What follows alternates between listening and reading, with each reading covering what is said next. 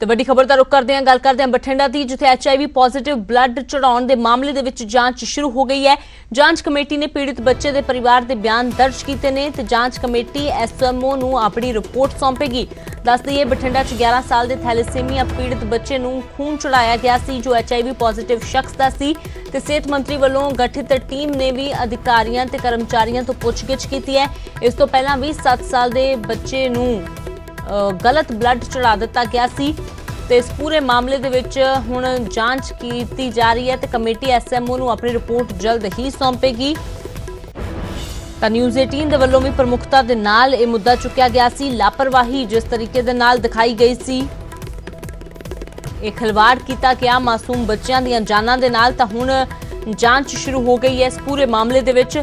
सूरज पान मेरे सहयोगी ज्यादा जानकारी लिए जुड़े ने। तो सूरज, आखिरकार इस मामले की जांच शुरू हो गई है, वड्डी लापरवाही सी, लापरवाही भी इसनूं नहीं किया जा सकता, किसी की जान लैण की कोशिश, फिलहाल की कुछ अपडेट पूरे मामले च? देखो, जांच टीम ने हजे रिपोर्ट हजे SMO नूं सौंपनी है, क्योंकि कल एक चंडीगढ़ तो खास टीम आई सी जिहड़ी कि सरकार के आदेशों के भाव के हैल्थ मिनिस्टर के आदेशों की टीम बनाई गई थी। ते दूसरी टीम जिहड़ी लोकल टीम है, जिहड़ा लोकल बठिंडा के डॉक्टर ने उन्होंने की एक टीम बनी है। दोवां टीमां ने रिपोर्ट अज जी SMO के थ्रू मंत्री ने सौंपनी है, हैल्थ मंत्री ने सौंपनी है। पर किते ना किते जाके एक गल जरूर इस जांच से पहला ही सामने आ गई है कि जिहड़ा डोनर सी, जिसका खून इस बच्चे नूं लग्या सी, इस तो पहला वो 3 बार खून डोनेट कर चुका है, 3 बार खून दे चुका है। भाव के 3 लोगों को HIV उसने जरूर वंडिया होएगा, जिस दे विच 7 साल का 11 साल का मासूम है। पर उस तो बाद गल भी ये है कि 35 तो 40 इस तरह के जिहड़े बच्चे ने जां इस तरह के जिहड़े आपां कह सकते हैं कि लोग ने जिहदे विच बच्चे भी शामिल ने ਜਿਹੜੇ कि थैलेसीमिया के पीड़ित ने। थैलेसीमिया के पीड़ित के हर 15 दिनों बाद ब्लड की जरूरत होती है तो ब्लड इन्हें कढाया जाता है।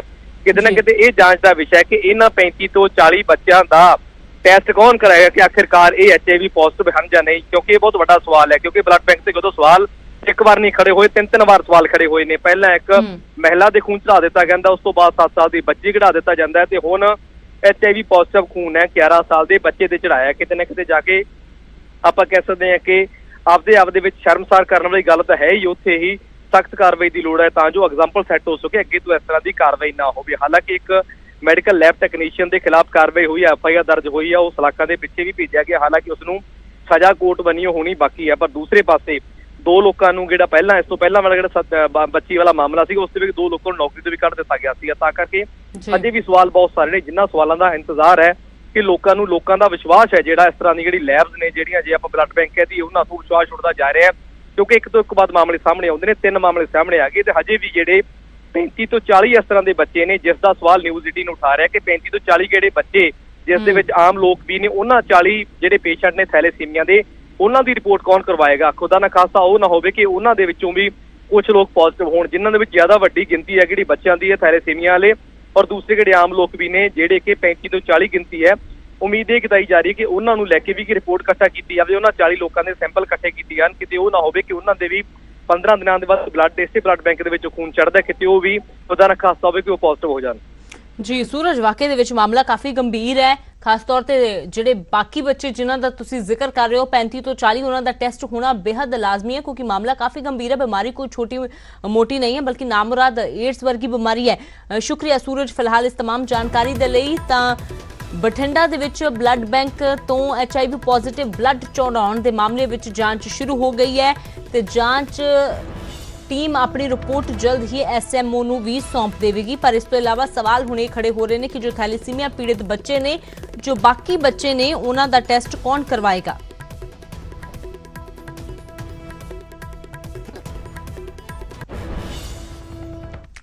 तो गल करते हैं संगरूर की, जिथे दर्दनाक सड़क हादसा वापरिया। इत्थे अग लगन दे नाल कार लोग जिंदा ही सड़ गए। दरअसल कार की टैंकर दे नाल जबरदस्त टक्कर हुंदी है, जिस तो बाद कार दे विच भयानक अग लगदी है ते इस अग जनी दे विच कार च सवार लोगों को बाहर निकलण दा मौका तक नहीं मिलता ते कार दे अंदर ही वो सड़ जाते हैं। मौके ते उन्हां दी मौत हो जाती है।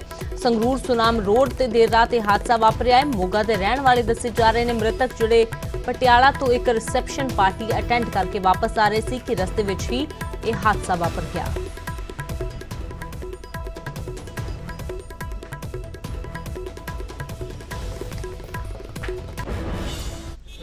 ਇਹ ਸਾਡੀ ਭੂਆ ਜੀ ਦੇ ਜਵਾਈ ਸੀਗੇ ਜੀ, ਬਿਜਲੀ ਬੋਰਡ ਦੇ ਵਿੱਚ ਸੀਗੇ ਜੀ। ਕੋਈ ਪਟਿਆਲੇ ਉਹੋ ਜਿਹੇ ਕੰਮ ਚੱਲੇ ਸੀਗੇ, ਆਏ ਸੀਗੇ ਤੇ ਸਾਨੂੰ ਤਾਂ ਸਵੇਰ ਰਾਤ 2:30 ਵਜੇ ਫੋਨ ਗਿਆ ਵੀ ਆਹ ਗੱਲ ਹੋ ਗਈ ਵੀ ਸਾਨੂੰ ਅਸੀਂ ਪ੍ਰੋਪਰ ਉਹ ਕੈਂਟਰ ਆਇਆ ਸੀ, ਕੈਂਟਰ ਦੇ ਵਿੱਚ ਕੋਈ ਲੱਗੀ ਆ ਕੋਈ ਅੱਗ, ਕੋਈ ਟੈਂਕੀ ਦੇ ਵਿੱਚ ਵੱਜੀ, ਸਿੱਧੀ ਗੱਡੀ ਆਈ ਸੀ। ਉਹ ਐ ਨਹੀਂ ਪਤਾ ਵੀ ਟੈਂਕਰ ਕਿੱਧਰੋਂ ਆਉਂਦਾ ਸੀ। ਉਹ ਸਾਹਮਣੇ ਕੈਂਟਰ ਖੜਾ ਇੱਕ, ਇਹ ਪਟਿਆਲੇ ਤੋਂ ਆ ਰਹੇ ਸੀਗੇ ਜੀ। ਜਨੇਰ ਪਿੰਡ ਬਿਜਲੀ ਬੋਰਡ 'ਚ ਸੀਗੇ ਜੀ, ਚਮਕੌਰ ਸਿੰਘ ਜੀ, 5 ਜਾਣੇ ਸੀਗੇ ਇਹ 'ਚ ਜੀ। ਇੱਕ ਤਾਂ ਸਾਡੇ ਜੀਜਾ ਜੀ ਸੀ, ਬਾਕੀ ਮੈਨੂੰ ਨਾਂ ਨਹੀਂ ਪਤਾ ਕਲੀਅਰ ਕੀ ਆ। ਸਾਰੇ ਬੰਦੇ ਸੀਗੇ, ਇੱਕ ਸਰਦਾਰ ਸੀ ਵਿੱਚ, ਬਾਕੀ ਮੋਨੇ ਸੀਗੇ ਸਾਰੇ ਵਿਦ ਡਰਾਈਵਰ, ਸਾਰੇ ਬੱਚੇ ਹੋ ਗਏ। ਉਹ ਸੰਗਰੂਰ ਦੇ ਵਿੱਚ ਦਰਦਨਾਕ ਹਾਦਸਾ ਹੋਇਆ। ਇੱਕ ਕੈਂਟਰ ਦੀ ਕਾਰ ਨਾਲ ਟੱਕਰ ਹੋਈ ਹੈ ਤੇ ਕਾਰ ਸਵਾਰ 5 ਲੋਕ ਜਿਹੜੇ ਜਿੰਦਾ ਜਲ ਗਏ ਨੇ ਕਾਰ ਦੇ ਵਿੱਚ। ਤਸਵੀਰਾਂ ਰਾਹੀਂ ਤੁਸੀਂ ਵੇਖ ਸਕਦੇ ਹੈਗੇ ਕਿ ਸੰਗਰੂਰ ਸੁਨਾਮ ਰੋਡ ਤੇ ਇਹ ਐਕਸੀਡੈਂਟ ਹੋਇਆ। ਕਾਰ ਬਿਲਕੁਲ ਜਲ ਕੇ ਰਾਖ ਹੋ ਚੁੱਕੀ ਹੈ ਤੇ ਇਸ ਦੇ ਵਿੱਚ 5 ਲੋਕ ਸਵਾਰ ਸੀ ਜਿਹੜੇ ਜਿੰਦਾ ਜਲ ਗਏ ਨੇ। ਕੈਂਟਰ ਨਾਲ ਟੱਕਰ ਹੋਣ ਤੋਂ ਬਾਅਦ ਜਦੋਂ ਇਹ ਕਾਰ ਤੇਲ ਦੀ ਟੈਂਕੀ ਦੇ ਵਿੱਚ ਟਕਰਾਈ ਹੈ ਤਾਂ ਟੈਂਕੀ ਫਟਣ ਕਾਰਨ ਅੱਗ ਲੱਗੀ ਤੇ ਕਿਸੇ ਨੂੰ ਵੀ ਬਾਹਰ ਨਿਕਲਣ ਦਾ ਮੌਕਾ ਨਹੀਂ ਮਿਲਿਆ। ਤਸਵੀਰਾਂ ਰਾਹੀਂ ਤੁਸੀਂ ਵੇਖ ਸਕਦੇ ਹੈਗੇ, ਤਸਵੀਰਾਂ ਰਾਹੀਂ ਤੁਸੀਂ ਦੇਖ ਸਕਦੇ ਹੋ ਕਿ ਜਿਹੜੀ ਟੈਂਕੀ ਹੈ, ਟੈਂਕੀ ਵੀ ਬਹੁਤ ਜਾ ਕੇ ਦੂਰ ਗਿਰੀ ਹੈ। ਇਹ ਟੈਂਕੀ ਹੈ ਤੇਲ ਦੀ ਜਿਸ ਦੇ ਵਿੱਚ ਕਾਰ ਟਕਰਾਈ।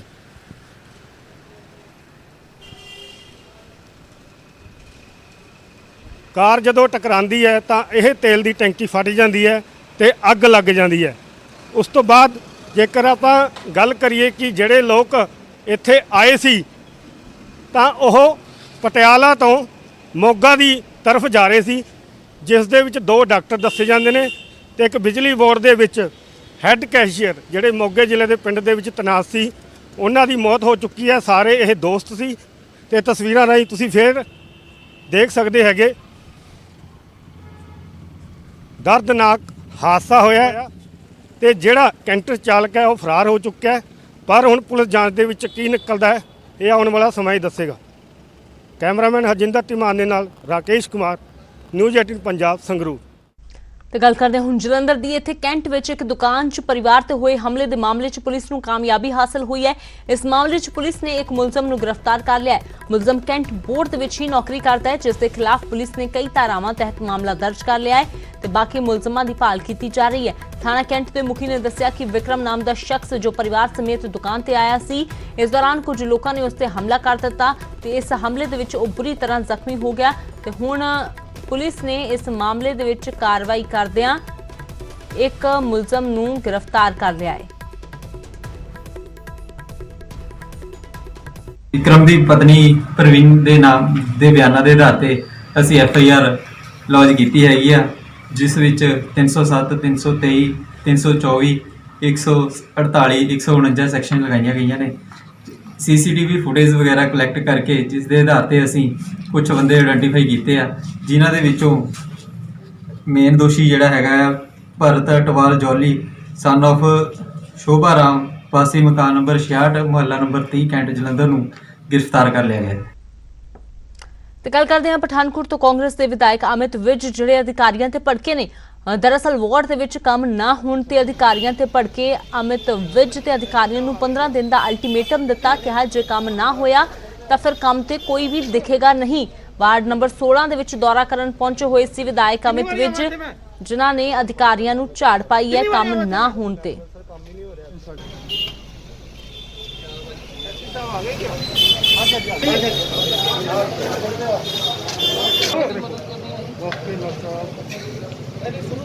ਕਿੰਨੀ ਵਾਰੀ ਸੜਕਾਂ ਦੀ ਤੇ ਮੈਨੂੰ ਕੋਈ ਇਸ਼ੂ ਨਹੀਂ ਹੈ। ਸਾਨੂੰ ਡਿਪਾਰਟਮੈਂਟ ਨੂੰ ਮੇਰੇ ਨਾਲ ਸੁਪਰਡੈਂਟ ਇੰਜੀਨੀਅਰ ਸਾਹਿਬ ਆਏ ਦੇ ਨੇ, ਸੁਰਜੀਤ ਜੀ, ਉਹਨਾਂ ਦੀ ਪੂਰੀ ਟੀਮ ਹੈ। ਮੇਰੇ ਨਾਲ ਅੱਛੀ ਜੀ ਨੇ ਵੀ ਨੇ, ਮੇਰੇ ਨਾਲ ਨਿੰਦੋ ਭਾਜੀ ਵੀ ਹੈ, ਜਿਹੜੇ ਆ ਵਾਰਡ ਨੂੰ ਦੇਖਦੇ ਨੇ। ਮੇਰਾ ਇੱਕੋ ਹੀ ਕੰਸਰਨ ਰਹਿੰਦਾ ਜੀ, ਜਿਹੜਾ ਸਾਰੇ ਸ਼ਹਿਰ 'ਚ ਤੁਸੀਂ ਦੇਖਿਆ ਹੋਏਗਾ ਕੰਮ ਕਰਨਾ ਮੇਰਾ, ਕਿ ਜਦੋਂ ਅਸੀਂ ਕੰਮ ਕਰਨਾ ਸੜਕਾਂ ਬਣਾਉਣੀਆਂ ਕੋਈ ਐਡਾ ਵੱਡਾ ਕੰਮ ਨਹੀਂ ਹੈਗਾ, ਮਗਰ ਲੋਕਾਂ ਨੂੰ ਪ੍ਰੋਪਰ ਸਫਾਈ, ਸੀਵਰੇਜ, ਪਾਣੀ ਉਹ ਦੇਣਾ ਬਹੁਤ ਵੱਡੀ ਜ਼ਿੰਮੇਵਾਰੀ ਹੈ।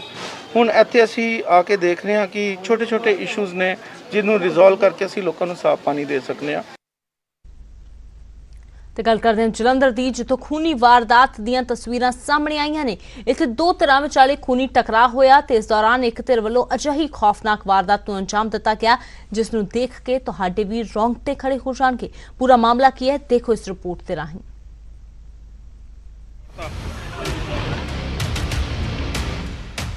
ਖਬਰ ਦੀਵਾਲੀ ਵਾਲੇ ਦਿਨ ਦੀ ਦੱਸੀ ਜਾਂਦੀ ਹੈ ਤੇ ਘਟਨਾ ਜਲੰਧਰ ਦੇ ਰਾਮਗੜੀਆ ਚੌਂਕ ਦੀ, ਜਿੱਥੇ ਦੋ ਧਿਰਾਂ ਆਪਸ ਦੇ ਵਿੱਚ ਭਿੜ ਗਈਆਂ ਤੇ ਭਿੜੀਆਂ ਵੀ ਅਜਿਹੀਆਂ ਕਿ ਇੱਕ ਵੱਡੀ ਵਾਰਦਾਤ ਨੂੰ ਅੰਜਾਮ ਦੇ ਦਿੱਤਾ। ਦੱਸਿਆ ਜਾ ਰਿਹਾ ਹੈ ਕਿ ਇਹਨਾਂ ਧਿਰਾਂ ਦਾ ਆਪਸ ਦੇ ਵਿੱਚ ਝਗੜਾ ਹੋਇਆ ਤੇ ਕੁਝ ਮੁੰਡੇ ਜਾਨ ਬਚਾ ਕੇ ਇੱਕ ਦੂਜੇ ਤੋਂ ਭੱਜਣ ਲੱਗੇ, ਪਰ ਇਹ ਨੌਜਵਾਨ ਦੂਜੀ ਧਿਰ ਦੇ ਹੱਥੇ ਚੜ ਗਿਆ। ਬਸ ਫਿਰ ਕੀ ਸੀ, ਸਿਰ ਤੇ ਖੂਨ ਸਵਾਰ ਸੀ, ਤੇਜ਼ਧਾਰ ਹਥਿਆਰ ਦੇ ਨਾਲ ਇਸ ਨੌਜਵਾਨ ਦਾ ਹੱਥ ਨਾਲੋਂ ਹੀ ਲਾ ਦਿੱਤਾ ਗਿਆ। ਖੂਨ ਨਾਲ ਲੱਥਪੱਥ ਇਹ ਨੌਜਵਾਨ ਘਬਰਾਇਆ ਨਹੀਂ, ਇਸਨੇ ਵੱਢਿਆ ਹੋਇਆ ਆਪਣਾ ਹੱਥ ਚੁੱਕਿਆ, ਇੱਧਰ ਉੱਧਰ ਵੇਖਿਆ, ਮਦਦ ਦੇ ਲਈ ਮੋਬਾਈਲ ਕੱਢਿਆ, ਫੋਨ ਵੀ ਮਿਲਾਇਆ ਤੇ ਤੁਰਦਾ ਬਣਿਆ। ਪਰ ਨਹੀਂ, ਕੁਝ ਦੇਰ ਬਾਅਦ ਹੀ ਇਹ ਵਾਪਸ ਇਸੇ ਥਾਂ ਤੇ ਆਉਂਦਾ ਹੈ, ਪਰ ਕਿਸੇ ਨੇ ਵੀ ਇਸ ਦੀ ਮਦਦ ਕਰਨ ਦੀ ਨਹੀਂ ਸੋਚੀ। ਪਰ ਲੋਕਾਂ ਦੀਆਂ ਆਵਾਜ਼ਾਂ ਜ਼ਰੂਰ ਆਉਂਦੀਆਂ ਰਹੀਆਂ ਕਿ ਡਾਕਟਰ ਦੇ ਕੋਲ ਚਲਿਆ ਜਾ, ਪੱਟੀ ਕਰਵਾ ਲਾ, ਉਹ ਡਾਕਟਰ ਦੇ ਜਿੱਦਾਂ ਪੱਟੀ ਕਰਾ ਲਾ।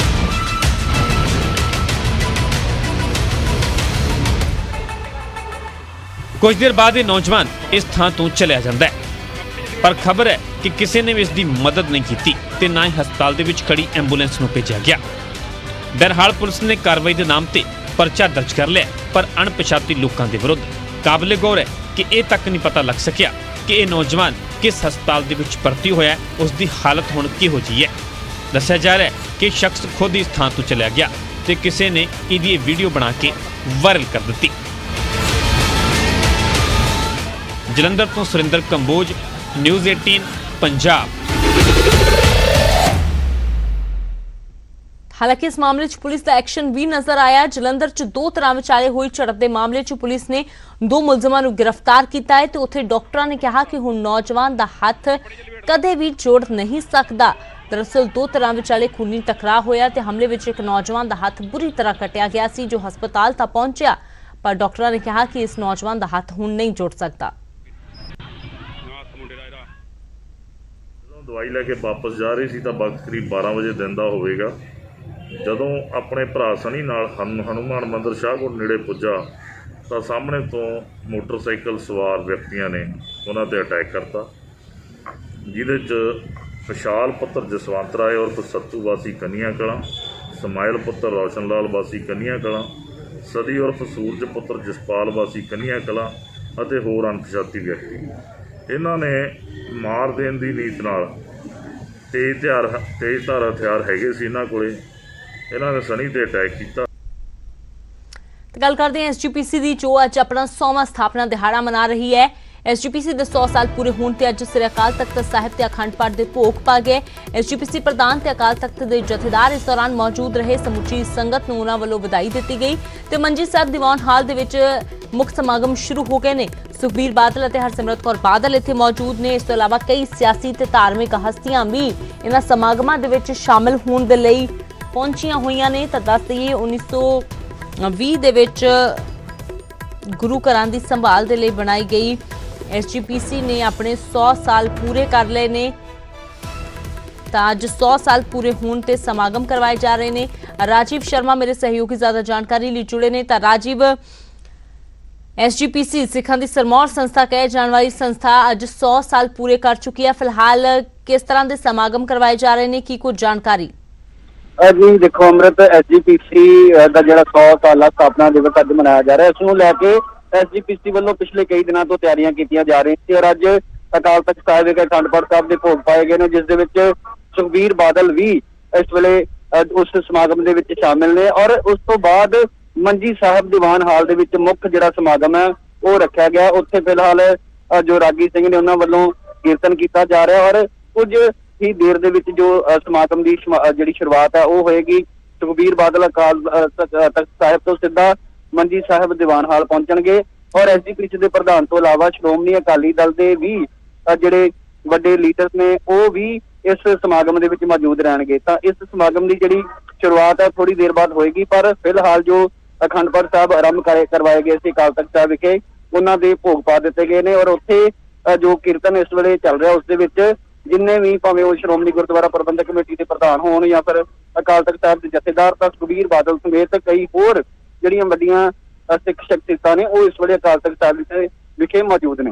ਜੀ ਰਾਜੀਵ, ਸ਼ੁਕਰੀਆ ਫਿਲਹਾਲ ਇਸ तमाम ਜਾਣਕਾਰੀ ਦੇ ਲਈ। ਤਾਂ ਫਿਲਹਾਲ ਸ੍ਰੀ ਅਕਾਲ ਤਖਤ ਸਾਹਿਬ ਤੇ ਅਖੰਡ ਪਾਠ ਸਾਹਿਬ ਦੇ ਭੋਗ ਪੈਣ ਤੋਂ ਬਾਅਦ ਮੰਜੀ ਸਾਹਿਬ ਦੀਵਾਨ ਹਾਲ ਦੇ ਵਿੱਚ ਧਾਰਮਿਕ ਸਮਾਗਮ ਚੱਲ ਰਹੇ ਨੇ ਜਿਨ੍ਹਾਂ ਦੇ ਵਿੱਚ ਕਈ ਸਿਆਸੀ ਤੇ ਧਾਰਮਿਕ ਹਸਤੀਆਂ ਸ਼ਿਰਕਤ ਕਰਨ ਦੇ ਲਈ ਪਹੁੰਚੀਆਂ ਹੋਈਆਂ ਨੇ। ਫਿਲਹਾਲ ਇੱਕ ਛੋਟੇ ਜਿਹੇ ਬ੍ਰੇਕ ਦੇ ਲਈ ਰੁਕਦੇ ਹਾਂ।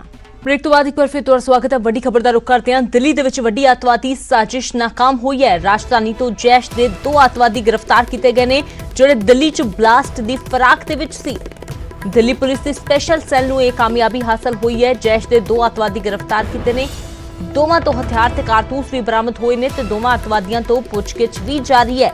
शंकर आनंद मेरे सहयोगी ज्यादा जानकारी लिए जुड़े ने। तो शंकर, ये वाकई में बड़ी कामयाबी, 2 आतंकवादियों को गिरफ्तार किया गया है। फिलहाल क्या कुछ और जानकारी इस पूरे मामले में, क्या इनका प्लान था और क्या कोई और भी लोग हैं जो इनके साथ?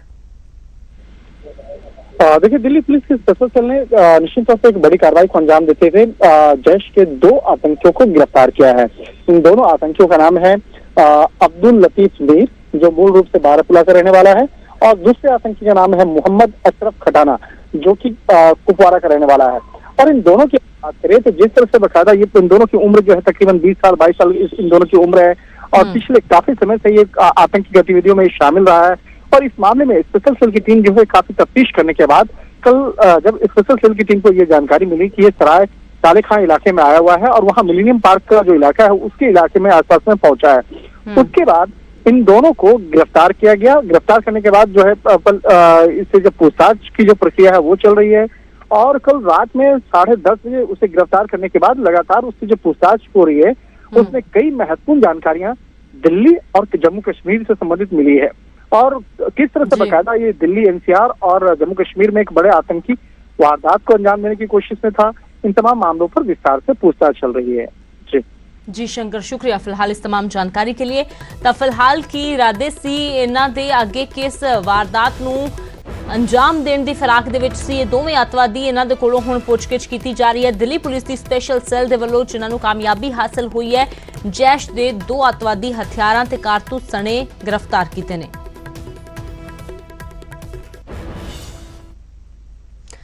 ते मौसम के मिजाज की गल करते हैं। बर्फबारी तो बाद अज पहाड़ों ते मौसम साफ नजर आ रहा है। हिमाचल के ज्यादातर इलाकों के धुप खिड़ी हुई है। हालांकि बर्फबारी के कारण सड़कों ते तिलकण जरूर वध गई है, तो लोगों को सावधानी नाल वाहन चलाउण की अपील प्रशासन के वल्लों की जा रही है, क्योंकि अजिहे फिसलन के कारण हादसे वधन का खतरा भी ज्यादा वध जाता है। इसलिए लोगों को सावधान रहने की गल आखी जा रही है। तो पिछले 2 दिनों तो ताज़ा बर्फबारी कुफरी नारकंडा ते हिमाचल के उपरी इलाकों में हुई है, जिस तो बाद अज मौसम फिलहाल साफ है।